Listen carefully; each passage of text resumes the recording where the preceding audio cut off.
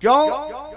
क्योंकि द्वारिकाधीश के पास सोने का महल है, तो मेरे पास स्यमंतक मणि है, और उस मणि के प्रभाव से मेरे पास भी सोने का महल हो जाएगा। देखिए, सत्राजित ने भगवान से तुलना कर डाली। परमात्मा की कोई तुलना नहीं है। पूर्ण तो केवल परमात्मा है, बाकी सब अपूर्ण है। सारा संसार अपूर्ण है, पूर्ण तो केवल परमात्मा है। पूर्णमदः पूर्णमिदं पूर्णात् पूर्णमुदच्यते पूर्णस्य पूर्णमादाय पूर्णमेवावशिष्यते। पूर्णमदः पूर्णमिदं पूर्णात् पूर्णमुदच्यते पूर्णस्य पूर्णमादाय पूर्णमेवावशिष्यते।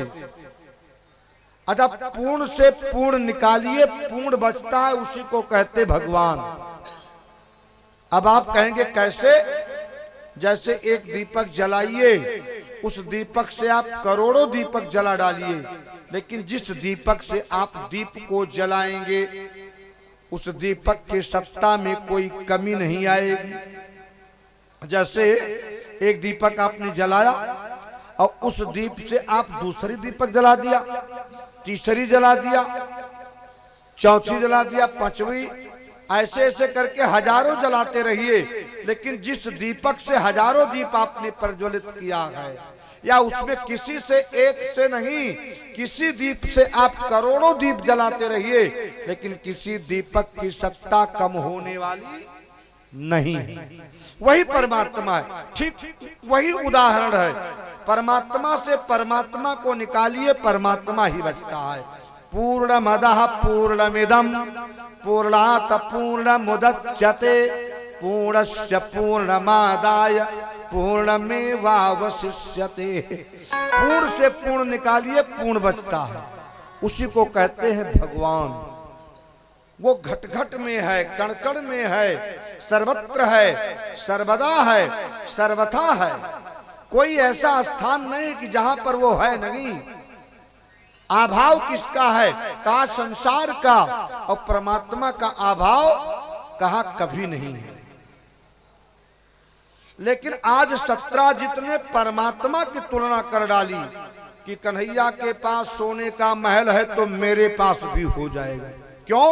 मेरे पास स्यमंतक मणि है, और स्यमंतक मणि के प्रभाव से मैं भी सोने का महल बनवा लूंगा। एक दिन भगवान कन्हैया अपने स्वधर्मा सभा में बैठे हुए थे।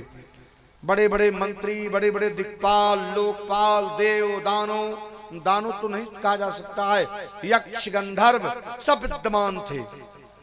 लेकिन सत्राजित उस मणि को पहन करके आया कि मैं भी दिखाऊंगा मेरे पास मणि है। और जब सत्राजित स्यमंतक मणि को धारण करके पहुंचा तो सबकी आंखें चौधियां गई। ऐसा लगा कि भगवान भुवन भास्कर का प्राकट्य हुआ है। किसी ने कहा भगवान सूर्य आ गए दर्शन करने के लिए। भगवान कन्हैया ने कहा ये सूर्य देव का प्रभाव नहीं है, ये सत्राजित के गले में भगवान सूर्य की दी हुई स्यमंतक मणि का प्रकाश है। उस प्रकाश के फलस्वरूप ऐसा तेज फैल रहा है। सत्राजित सभा में बैठता है। वहां के कुछ लोगों के मन में ऐसा भाव जागृत हुआ कि ये जो मणि है कहीं द्वारिकाधीश के गले में होती तो इसकी शोभा बढ़ जाती। भाई, श्रृंगार का भी अपना महत्व है। कोई कुरूप व्यक्ति कितना भी श्रृंगार कर डाले तो श्रृंगार का महत्व घट जाएगा। श्रृंगार का महत्व तो किसी सौंदर्य व्यक्ति के साथ होता है ना। तो स्यमंतक मणि किसके गले में चाहिए? कहा द्वारिकाधीश के गले में चाहिए। स्वरूपानुरूप कार्य होना चाहिए। अब यह चर्चा फैल गई। बीच में सत्राजित के छोटे भाई प्रसेनजित ने क्या किया? उस मणि को धारण करके निकल पड़े वन में आखेट करने के लिए। एक शेर ने उनको देखा तो प्रसेन को मार करके शेर ने मणि को ले लिया। प्रसेन को मार करके शेर ने मणि को ले लिया। इधर शेर को जामंत जी ने देखा तो जामंत ने मार करके शेर को मणि ले जा करके अपनी पुत्री जामती को दे दिया। जामती उस मणि के साथ क्रीड़ा करने लगी। भगवान कन्हैया को ये मालूम हुआ कि प्रसेन मार दिया गया। अच्छा, धीरे धीरे धीरे धीरे बात फैल गई। अब यहां तक बात फैल गई कि हो ना हो द्वारिकाधीश ने ही मणि के लालच में प्रसेन को मरवा दिया। कन्हैया को कलंक लग गया। देखिए, जनता की हवा बदल जाती है। बड़े बड़े राजनेता ये नहीं जान पाते हैं। लगता है कि प्रजा लोकतंत्र मेरे पक्ष में है, लेकिन लोकतंत्र कब बदल गया, हवा कब बदल गई, बड़े बड़े आंकड़े समझ में नहीं आते हैं। वैसे कन्हैया के विपरीत कुछ आवाज निकलने लगी कि माखन चुराने वाले थे, गोपियों का चीर चुराया था। अरे वो कब के द्वारिकाधीश हो सकते हैं, भले ही द्वारिकाधीश बन गए, लेकिन थोड़े से लोभ को लेकर प्रसेन को मरवा दिया। भगवान कन्हैया ने विचार किया, ये कलंक का टीका जो मेरे ऊपर लगा है, इसको मिटाने के लिए मुझे कुछ करना पड़ेगा। तो कुछ सैनिकों को लेकर के भगवान श्याम सुंदर बाहर निकल पड़ते हैं। मणि के खोज में बाहर गए तो क्या देखा, मृत अवस्था में एक शेर पड़ा हुआ था, मरा हुआ शेर पड़ा हुआ था। शेर को देखने के बाद शेर के पंजे को देखते हुए और आगे बढ़े तो क्या देखा, एक गुफा दिखाई दी। द्वारिकाधीश ने अपने मंत्रियों से कहा, आप लोग यहीं पर ठहर जाइए, इस गुफा में मैं अकेले जाऊंगा। और भगवान द्वारिकाधीश उस गुफा में प्रवेश किए। क्या देखा, उस गुफा के अंतर्गत चारों तरफ प्रकाश फैल रहा है। लग रहा है सूर्य की आभा छिटक रही है। द्वारिकाधीश समझ गए किसी के अंदर मणि है। और अंदर प्रवेश किया तो क्या देखा, एक दिव्य कन्या उस मणि के साथ खेल रही थी। भगवान कन्हैया ने कहा, देवी ये मणि मुझको दे दो। अब उस कन्या ने कन्हैया का प्रतिकार किया तो भगवान कन्हैया को थोड़ा क्रोध आया। इतने में जामंत जी आ गए। जामंत जी ने कहा, मेरे कन्या के हाथ से तुम मणि छीन रहे हो। फिर भगवान कृष्ण और जामंत का युद्ध प्रारंभ हो गया। कितने दिनों तक चलता रहा, 27 दिनों तक भयंकर युद्ध होता रहा। अब आप विचार कीजिए जामंत के पास कितनी ताकत रही होगी। जिस समय भगवान राम ने रावण के ऊपर विजय प्राप्त किया था, रावण को मार करके जब पराजित किया तो भगवान राम ने अपने मित्रों से कहा, आपने किस राक्षस को मारा? तो किसी ने कहा, मैंने दुर्मुख को एक ही गदा में परास्त कर दिया था। एक ने कहा, निषठ को मैंने एक मुक्का में मार दिया था। एक ने कहा, कुमुख को मैंने एक ही पैर से मार दिया था।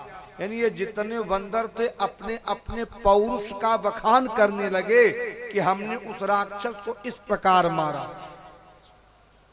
तो भगवान राम जी ने जामंत के तरफ देख करके कहा, जामंत जी क्या आपने किसी राक्षस को नहीं मारा? आप अपने बल का परिचय नहीं दे रहे हैं। तो जामंत ने कहा, राघवेंद्र मेरे बराबरी का कोई योद्धा था ही नहीं, मैं किसको मारता? अरे मेरे बराबरी का योद्धा तो केवल रावण था।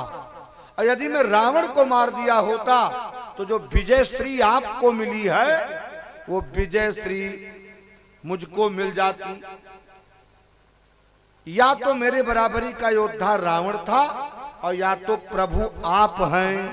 यदि आपसे युद्ध करने का अवसर प्राप्त हो तो कुछ मुझे शांति मिले। तो भगवान राम ने कहा, जामंत जी इस अवतार में संभव नहीं है, क्योंकि आप वृद्ध हैं और ये हमारी मर्यादा नहीं है कि अपने वृद्धों से युद्ध किया जाए। देखिए राम रावण में और राम में यही अंतर है। तो कहा, राम क्या करते थे? कहा, राम जी बुजुर्गों का सम्मान करते थे। और कहा, रावण क्या करता था? कहा, बुजुर्गों का अपमान करता था। जामंत जी ने कहा, तो प्रभु? तो राम जी ने कहा, इस अवतार में मैं आपकी इच्छा को पूर्ण नहीं कर सकता हूं। हाँ, यदि आपको ज्यादा लड़ने का शौक है वो भी मुझसे, तो ठीक है, इंतजार कीजिए, मैं कृष्ण अवतार में तुम्हारे इच्छाओं को पूर्ण करूंगा। जामवंत ने कहा प्रभु बेसब्री से इंतजार करूंगा। अतः जामवंत रामावतार में जामवंत की आयु कितनी थी? तो कहा जामवंत मंत्री अति बूढ़ा, वयोवृद्ध थे, अत्यंत वृद्ध थे, अति बूढ़ा। और द्वापर के अंत में कितने वृद्ध हो गए होंगे, लेकिन फिर भी कितनी ताकत रही होगी कोई कल्पना नहीं कर सकता है। जामवंत मंत्री अति बूढ़ा। भगवान कृष्ण और जामवंत का जब युद्ध चलने लगा तो 27 दिनों तक भयंकर युद्ध हुआ, और जब 28वां दिन लगा तो भगवान कन्हैया ने ऐसा खींच करके प्रहार किया कि जामवंत की हड्डियां चरचरा गईं। जामवंत ने कहा पहचान गया, आप तो हमारे राघवेंद्र सरकार हैं, आप हमारे प्रभु राम हैं, मैं आपकी क्या सेवा करता हूं। राम जी ने कहा आपकी कन्या स्यमंतक मणि के साथ खेल रही है, मैं उस मणि को लेने के लिए आया हूं।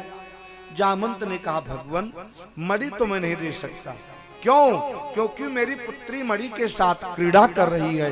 हाँ, एक शर्त है, यदि आप मेरी पुत्री के साथ विवाह कर लें तो दहेज में मणि मैं दे दूंगा। तो क्या हुआ? भगवान कन्हैया का विवाह जामती के साथ हो गया, जंगल में मंगल हो गया, और दहेज के रूप में जामवंत जी ने मणि दे दी। ये भगवान का कितना विवाह हुआ? कहा 2 विवाह हुआ। लेकिन अभी ब्रेक नहीं हुआ कि 2 विवाह होने के बाद ब्रेक लग जाए, विवाह का सिलसिला जारी रहा। भैया आजकल किसी का 2 ही विवाह हो जाए तो उसकी क्या दशा? महाराज जी बताइए। एक दृष्टांत में आपको सुना दूं तो आप कहेंगे ऐसा नहीं ऐसे।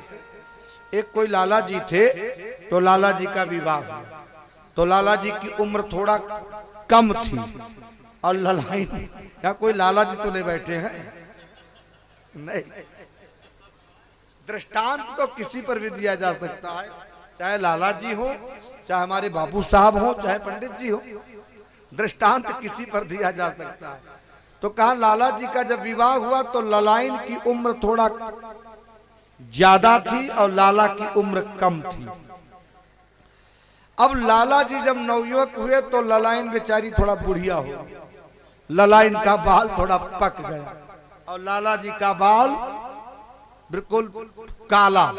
अब लाला जी विचार करते हैं जब मेरी मैडम मेरे साथ में चलती हैं तो मेरा बाल काला और इनका बाल पका अच्छा नहीं लगता है, इसलिए दूसरा विवाह कर लिया। अब जब दूसरा विवाह कर लिया तो लाला जी का बाल पका, ललाइन का बाल काला, फिर गड़बड़ हो गया सिस्टम। अब सिस्टम तो गड़बड़ हो गया। अब दोनों पत्नी मिलकर के श्रीमान जी की सेवा करती हैं। तो कहा पुरानी वाली श्रीमती जी जब सेवा करती हैं तो सोचती हैं हमारे श्रीमान जी का एक काला बाल ना होता तो मेरी सवत ना आती, इसलिए वो काला बाल उखाड़ करके फेंक देती हैं, एक एक करके नोच नोच करके काला बाल फेंकती है। और कहा जब भैया नई वाली सेवा करती हैं तो कहती है ये पका बाल अच्छा नहीं लगता है, इसलिए वो पका बाल उखाड़ती है। पुरानी वाली क्या करती है? कहा काला बाल उखाड़ती है कि एक बाल काला ना होता तो मेरी सवत ना आती। और कहा जो नई वाली है वो क्या करती? नई वाली श्रीमती जी कहती ये पका बाल अच्छा नहीं लगता है, इसलिए वो एक पका बाल उखाड़ती, एक काला बाल उखाड़ती। लाला जी को पूरा मैदान साफ कर दिया, चाहे चौवा लगा दो चाहे छक्का लगा दो, कोई मना करने वाला नहीं है। तो भैया 2 पत्नी में ये दशा होती है। और भगवान कन्हैया के पास तो भगवान कन्हैया का ये दूसरा विवाह हुआ जामती के साथ। अच्छा, भगवान कन्हैया जब विवाह करके आए और प्रमाण के साथ मणि लेकर के आए, सत्राजित को दिया, तो सत्राजित थोड़ा लज्जित हो गया कि मैंने भगवान श्याम सुंदर को कलंक लगा दिया, कि भगवान श्याम सुंदर मेरे भाई को मरवा दिया। उस कलंक को धुलने के लिए सत्राजित ने क्या किया, अपनी पुत्री सत्यभामा को लाया और मणि के साथ भगवान कन्हैया को अर्पण कर दिया। भगवान कन्हैया का ये तीसरा विवाह हुआ। अच्छा, दहेज में क्या दे दिया? मणि। भगवान कन्हैया ने कहा भाई मणि तो मैं नहीं लूंगा, लेकिन मणि से जो अष्टभार सोना निकलता है वो मुझको देना।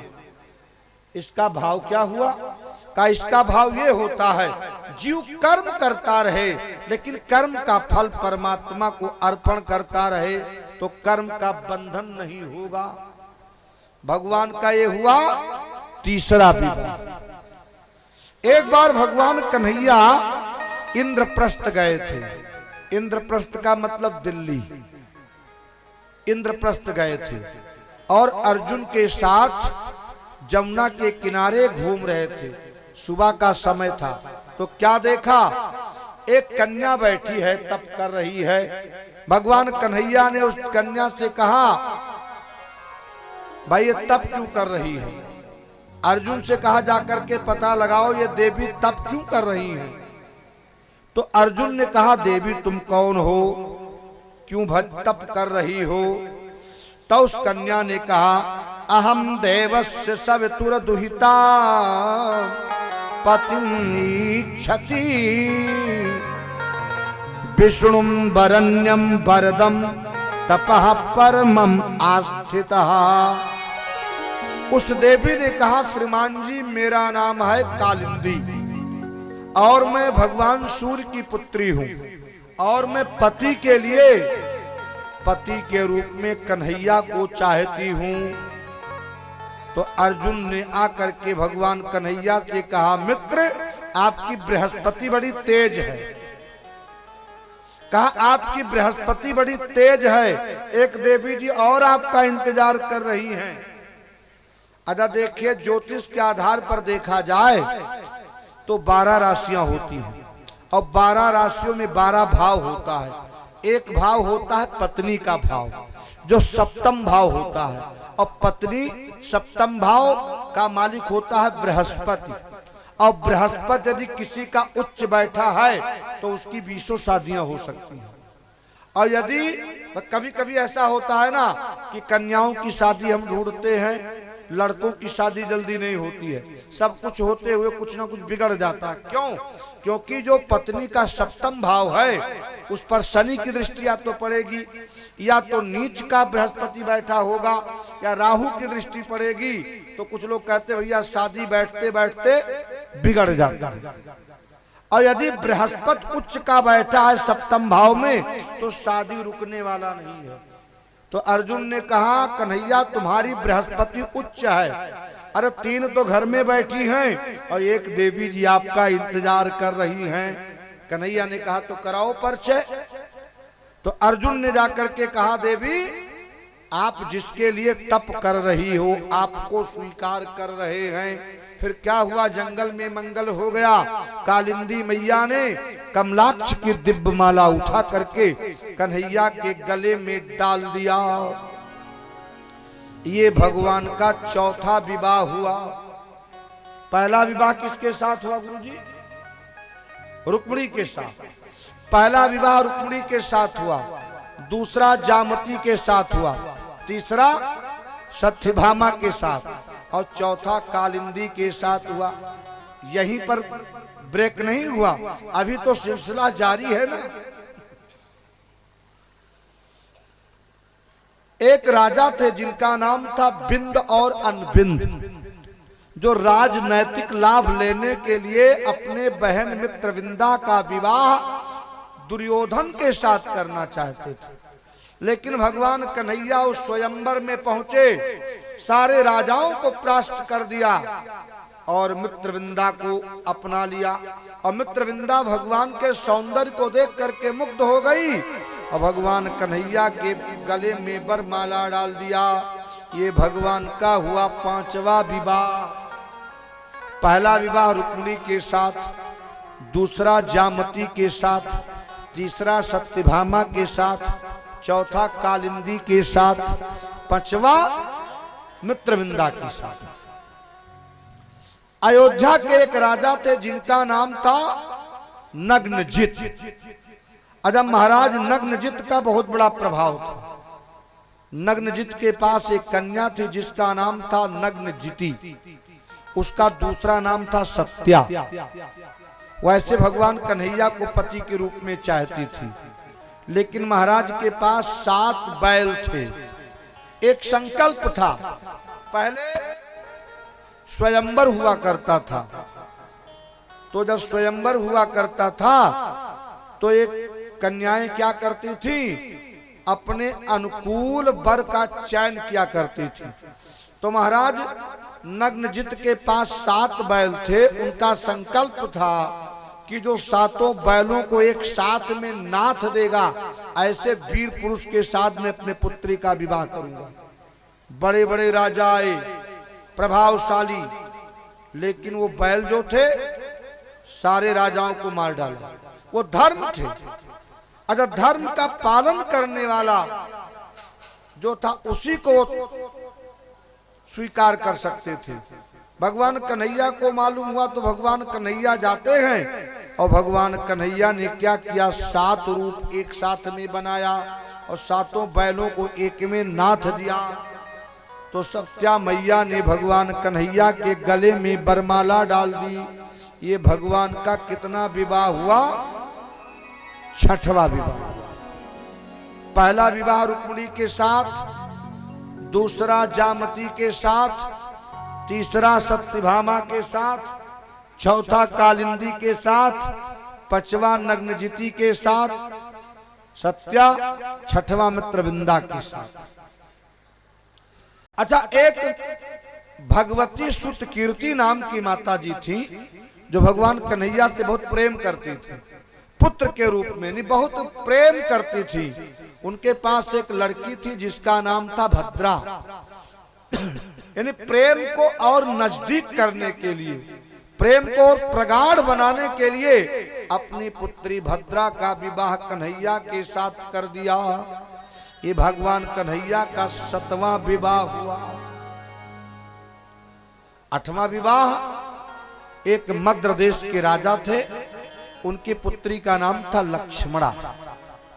लक्ष्य का भेदन करके भगवान कन्हैया लक्ष्मणा को लेकर के आते हैं। इस प्रकार भगवान का 8 विवाह हुआ। अब आप बताइए, आज के दुनिया वालों का 8 विवाह हो जाए तो क्या दशा होगा। लेकिन कन्हैया फिर भी चैन की बंसी बजा रहे हैं। अरे भाई, परमात्मा वही हो सकता है जो सबको जोड़ करके रखे, सबके इच्छा को पूर्ण करे। लेकिन यहीं पर भगवान ने अभी विराम नहीं दिया, अभी आगे सिलसिला जारी है। विवाह में भगवान कमी नहीं छोड़ते हैं। एक राजा था जिसका नाम था भौमासुर, उसका एक नाम था नरकासुर। तो नरकासुर कहाँ रहता था, कहा नरकासुर एक प्राग ज्योतिषपुर नगर बना करके वहां रहता था। बहुत बड़ा प्रभाव था नरकासुर का। नरकासुर के मन में ऐसा भाव था कि मैं एक साथ में 1 लाख राजकन्याओं के साथ विवाह करूंगा। दुनिया में ऐसे भी लोग हुए हैं। देखिए, ये तो नारी जाति की अस्मिता के साथ खिलवाड़ है। नारी मातृशक्ति है और मातृशक्ति के प्रति सम्मान होना चाहिए। नारी क्या है, नारी हमारे सृष्टि की आधार है, इसलिए वो मातृशक्ति है। देखिए, सबसे पहले माँ का स्थान है, उसके बाद पिता का स्थान है।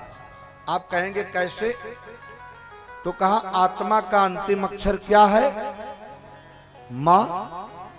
आत्मा का अंतिम अक्षर है माँ, महात्मा का अंतिम अक्षर है माँ, परमात्मा का अंतिम अक्षर है माँ, दुरात्मा का अंतिम अक्षर है माँ।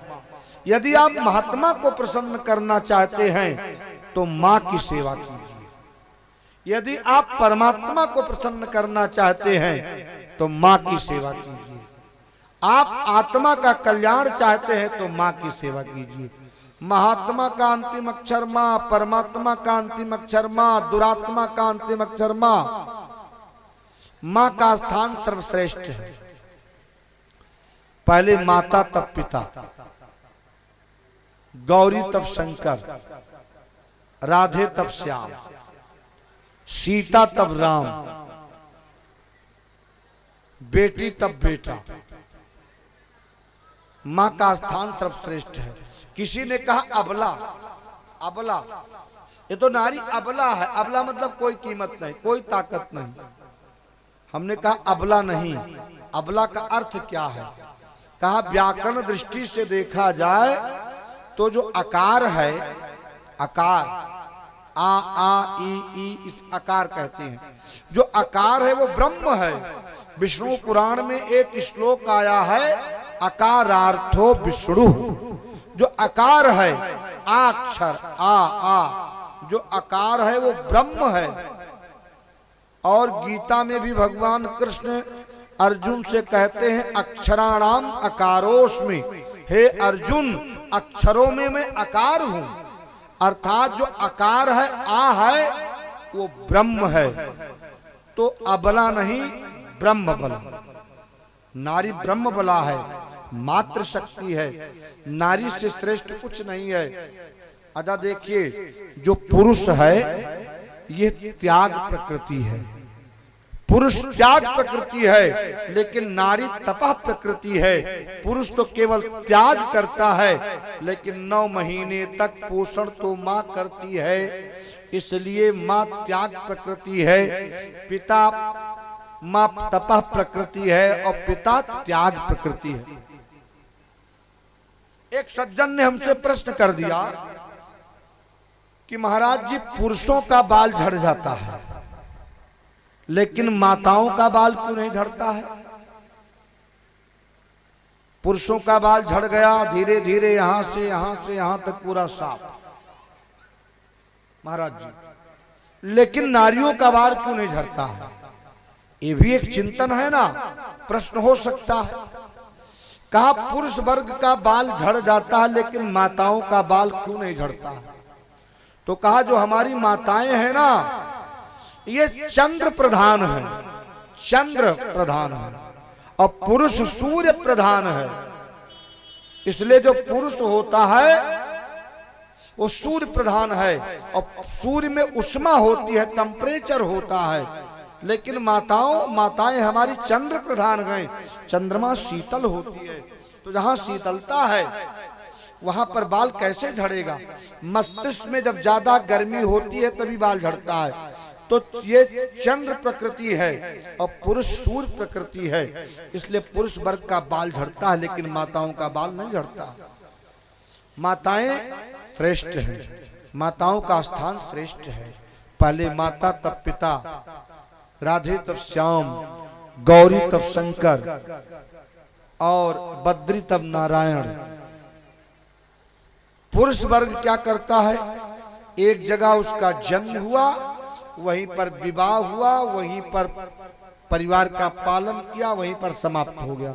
लेकिन हमारी माताएं 2 कुल का उजियार करती हैं। जैसे धान का प्लांटेशन, बीज कहीं डाला जाता है और रोपाई कहीं अलग होती है, वैसे हमारी माताओं बहनों का स्थान होता है।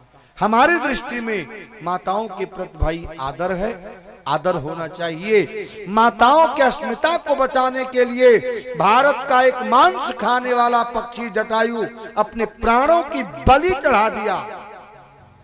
अब आप विचार कीजिए, भारत का एक मांस खाने वाला पक्षी इतना महान हो सकता है कि भारतीय नारी मैया किशोरी के रक्षा को लेकर के अपने पंखों को कटवा दिया, प्राणों की बलि चढ़ा दी। तो भारत के मानव को कितना महान होना चाहिए, विचारणीय विषय है। एक सज्जन ने कहा महाराज जी महाभारत में और रामायण में क्या अंतर है? कहीं भी हम आप जाते हैं तो देखते हैं 9 दिवसीय राम कथा, सप्ताह ज्ञान यज्ञ भागवत कथा, लेकिन कहीं आप लोगों ने ये नहीं देखा होगा कि 11 दिवसीय या 9 दिवसीय महाभारत की कथा, तब की महाभारत में 1 लाख मंत्र हैं। ऐसा क्यों? तो कहा महाभारत के पात्रों में और रामायण के पात्रों में यही अंतर है। कहा जो महाभारत के पात्र हैं और रामायण के पात्र में उसमें बहुत अंतर है। कहा कैसा अंतर है? तो कहा जिस समय धृतराष्ट्र के राज्य में, धृतराष्ट्र के राजमहल में दुशासन द्रौपदी के चीर का हरण कर रहा था, उस समय वहां पर कृपाचार्य, द्रोणाचार्य, प्राचार्य, आचार्य, भीष्म पितामह, ऐसे ऐसे महारथी, ऐसे ऐसे विद्वान, ऐसे ऐसे आचार्य विद्वान थे, लेकिन किसी ने जरा सा प्रतिकार नहीं किया कि उचित नहीं है। अरे भाई आज मैं उस समय की छोड़िए, द्वापर युग की घटना को छोड़िए, मैं कह रहा हूं कलयुग में, इस प्रेजेंट समय में यदि कोई व्यक्ति किसी अबला को नग्न करने का प्रयास करता हो तो यहां पर कोई ना कोई विरोध करने के लिए जरूर तैयार हो जाएगा। ऐसे ऐसे महापुरुष हैं इस कलयुग में। लेकिन भीष्म पितामह 8 बसुओं में से एक बसु हैं, देव नाम के बसु हैं। कृपाचार्य विद्यमान हैं जो वेद वेदांत के धर्म गुरु हैं। द्रोणाचार्य धनुर्विद्या के आचार्य हैं। ऐसे भीष्म पितामह जिनको इच्छा मृत्यु का वरदान प्राप्त है, भरे सभा में बैठे हैं और दुशासन द्रौपदी के केस को पकड़ करके नग्न करने का प्रयास कर रहा है, लेकिन किसी ने जरा सा विरोध नहीं किया। ये महाभारत के पात्र हैं। लेकिन रामचरितमानस में देखिए एक ऐसा पात्र है जिसके पास ताकत नहीं है, अस्त्र नहीं है, शस्त्र नहीं है, नाखून है और पंजा है, मात्र नाखून और पंजा। लेकिन रावण जैसे दुर्दांत शक्तिशाली, त्रैलोक्य में जिसके सामने कोई टिकने वाला नहीं था, उससे टकरा गया मांस खाने वाला एक पक्षी जटायु। भारतीय नारी के लाज को बचाने के लिए, अस्मिता को बचाने के लिए रावण जैसे इतने बड़े राक्षस से टकरा गया। तो ये रामायण का पात्र है, इसलिए रामायण की कथा होती है, महाभारत की कथा नहीं होती। जटायु ने किशोरी मैया के लाज को बचाया, जटायु ने अपने संस्कृति को बचाया। तो भैया जटायु को भगवान राम अपने गोद में लेते हैं। आजकल दुनिया वाले मरते हैं तो उनको लेने के लिए काल आता है, लेकिन जब जटायु की मृत्यु होने लगी तो दशरथ का लाल। आज हम लोग मरेंगे तो यमराज आएंगे, हो सकता है सत्कर्म हो तो ना आए, लेकिन जटायु को लेने के लिए रघुराज आ गए और अपने गोद में जटायु को बिठाया है। गोद में गीध को राखी कृपानिध और नैन सरोजन से भरी बारी। गोद को गीध को गोद में राखे कृपानिध और नैन सरोजन में भरी बारी। और 12 बार समारत पंख और जटायु की धूल जटान सुजारी। विचार कीजिए, एक मांस खाने वाला भारतीय नारी को बचाने के लिए प्राणों की बाजी लगा दिया, और आज हमारे आपके समाज में, हमारे आपके परिवार में, हमारे आपके राष्ट्र में एक नारी की अस्मिता के साथ छलवाड़ हो रहा है, खिलवाड़ किया जा रहा है। तो क्या ये उचित है? नहीं। नारी हमारी परंपरा है, हमारी मातृशक्ति है, आदरणीय है। किसी ने कहा नहीं, एक सज्जन ने कहा मेरी वाइफ है, हमने कहा वाइफ तो मत कहना। दुनिया वाले कहते मेरी वाइफ है। वाइफ का तो अर्थ ही धर्म पत्नी कहना चाहिए, पतिदेव कहना चाहिए। वाइफ क्या होता है? कहा वाइफ का सीधा सा अर्थ होता है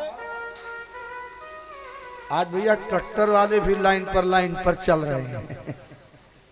बोलिए भक्त वत्सल भगवान जय हो। किसी ने कहा वाइफ, तो कहा वाइफ का मतलब क्या हुआ? WFI वाइफ, WFI यानी वाइफ का मतलब होता है without information fight every time. इसका अर्थ समझ गए ना प्रभु? यानी W का मतलब विदाउट, बिना, और आई का मतलब इंफॉर्मेशन बताए, फाइट का मतलब लड़ना, और ई का मतलब एवरी टाइम, हम हर समय, यानी बिना बताए हर समय जो लड़ने के लिए पति से तैयार रहे वही वाइफ है। Without information fight every time, ये वाइफ का अर्थ। वाइफ नहीं, धर्म पत्नी कहिए, हस्बैंड नहीं, पति देव कहिए। ये हमारी संस्कृति है, ये हमारा संस्कार है, ये हमारी भारतीयता है, ये हमारा कल्चर है। प्रसंग कहाँ चला गया बोलते बोलते? बोलिए भक्त वत्सल भगवान जय हो। तो भगवान कन्हैया का 8 विवाह हो चुका है।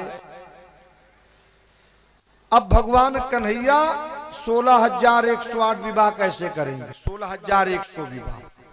एक राक्षस था जिनका नाम था भौमासुर। भौमासुर प्राग ज्योतिषपुर में रहता था। उसने संकल्प लिया था 1,00,000 राजकन्याओं के साथ विवाह करूंगा। तो क्या ऐसा संभव है? एक साथ में 1,00,000 राजकन्याओं के साथ विवाह करूंगा, ऐसा संभव है क्या? का कुछ भी असंभव नहीं है। का कैसे? का इस प्रेजेंट टाइम में, इस कलयुग में देखा जाए तो उत्तर कोरिया का एक तानाशाह है किंग जोंग, जिसके पास 2000 पत्नियां हैं। तो आज का कलयुगी व्यक्ति जिसके पास 2000 पत्नियां हैं, तो वो तो त्रैलोक्य में उसका बहुत बड़ा प्रभाव था। 16,100 कन्याओं का हरण करके लाया, बलपूर्वक कैदी बना करके रखा है।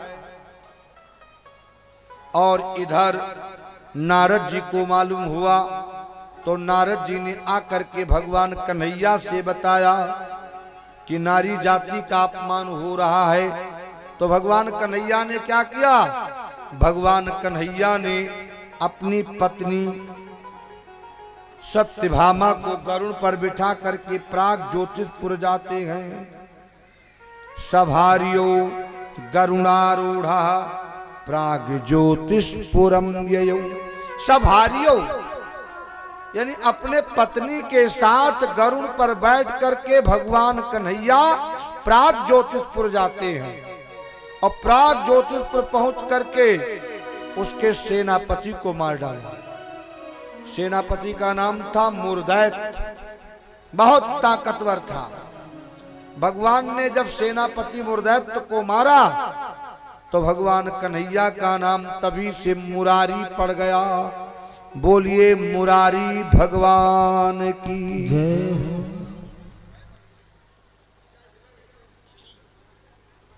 आज थोड़ा भीड़ भी ज्यादा है ना, क्योंकि आज झांकी का कार्यक्रम होने वाला है।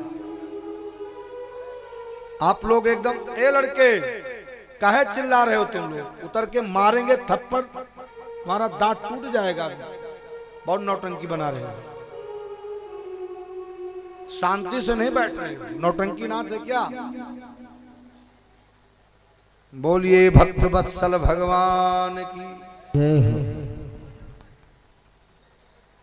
भगवान कन्हैया प्राग ज्योतिषपुर जाते हैं और मुरदैत्य नाम के दैत्य को मारा, उनका नाम मुरारी पड़ गया। उसके बाद भगवान कन्हैया ने भौमासुर का वध कर दिया। भौमासुर का जब वध किया तो 16,100 कन्याओं को बंधन से छुड़ाया। भगवान कन्हैया ने कहा, देवियों अब तुम जा सकती हो, हमने आपको बंधन से छुड़ा दिया। तो उन देवियों ने कहा, भगवान हम कहाँ जाएं? हमको कोई राजकुमार अब स्वीकार नहीं करेगा। हे भगवान हम कहां जाएं? तो भगवान कन्हैया ने कहा ठीक है, अब आपको मैं ही स्वीकार करूंगा। एक बात है, जिसको दुनिया ठुकरा देती है उसको परमात्मा स्वीकार करता है। इसलिए जीवन का सच्चा साथी तो केवल परमात्मा है, और परमात्मा तो भैया प्रेम से मिलता है। परमात्मा को पाने के लिए धन की आवश्यकता नहीं है, परमात्मा को पाने के लिए रूप की आवश्यकता नहीं है, परमात्मा को पाने के लिए तो प्रेम की आवश्यकता है। तो कोई रूप रंग का पागल है और कोई पागल मान बड़ाई का, और कोई धन वैभव का पागल है, और कोई पागल है कविताई का, कोई काम क्रोध में पागल है, और कोई पागल है प्रभुताई का, और सबसे बढ़िया वह पागल है जो पागल है रघुराई का। सारी दुनिया पागल है, कोई रूप को लेकर पागल है, कोई रंग को लेकर पागल है, कोई धन वैभव को लेकर पागल है, लेकिन बढ़िया पागल कौन है? जो परमात्मा के लिए पागल है। परमात्मा को पाने के लिए प्रेम चाहिए। एक दृष्टांत मुझे याद आ रहा है, आप लोग सुनेंगे तो बड़ा आनंद आएगा, लेकिन पहले भगवान का विवाह करा दो। भगवान कन्हैया ने 16,100 कन्याओं को बंधन से मुक्त करा दिया। तो उन देवियों ने कहा श्याम सुंदर हम आपके चरणों को छोड़कर कहीं जाऊंगी नहीं, या तो मर जाऊंगी। कन्हैया ने क्या किया, एक साथ में 16,100 पटरानियों के साथ विवाह कर लिया। अब भगवान का कितना विवाह हुआ? 16,108 विवाह। अच्छा देखिए, आध्यात्मिक दृष्टिकोण से यदि देखा जाए तो 16,108 विवाह क्या है? कहा जो 8 विवाह है ये 8 प्रकृति है। भगवान की 8 प्रकृति है, जल अग्नि आकाश मिट्टी वायु मन बुद्धि अहंकार, ये 8 प्रकृति है। ये 8 पटरानियां भगवान की 8 प्रकृति है। और कहा जो 100 पटरानियां है ये माया है। माया 100 को लेकर चलती है। हर व्यक्ति 100 पूरा करना चाहता है कि 100 कब पूरा होगा, लेकिन वो 100 बन जाता है। 100 माने लाश, 100 बन जाता है लेकिन 100 कभी पूरा नहीं होता। और कहा 16,000 कौन क्या है? तो कहा वेद की 16,000 उपासना कांड की ऋचाएं हैं। ये सामान्य कोई नारियां नहीं है। तो 16,000 वेद की उपासना कांड की ऋचाएं और 100 भगवान की माया और 8 प्रकृति, यही भगवान की 16,108 पटरानियां। ये सामान्य नारियां नहीं है, या हमारे आपके जैसा सामान्य स्त्री पुरुष का संबंध नहीं है, वो तो योगेश्वर है ना। तो भगवान कन्हैया विवाह करके लाए। आजकल होता है ब्याह, पहले होता था विवाह। विवाह का मतलब होता था विशिष्ट विधान का पालन करना। हर व्यक्ति 4 प्रकार से ऋणी है, कर्जदार। का पहला ऋण क्या है? का पितृ ऋण। आप अपना विवाह करके एक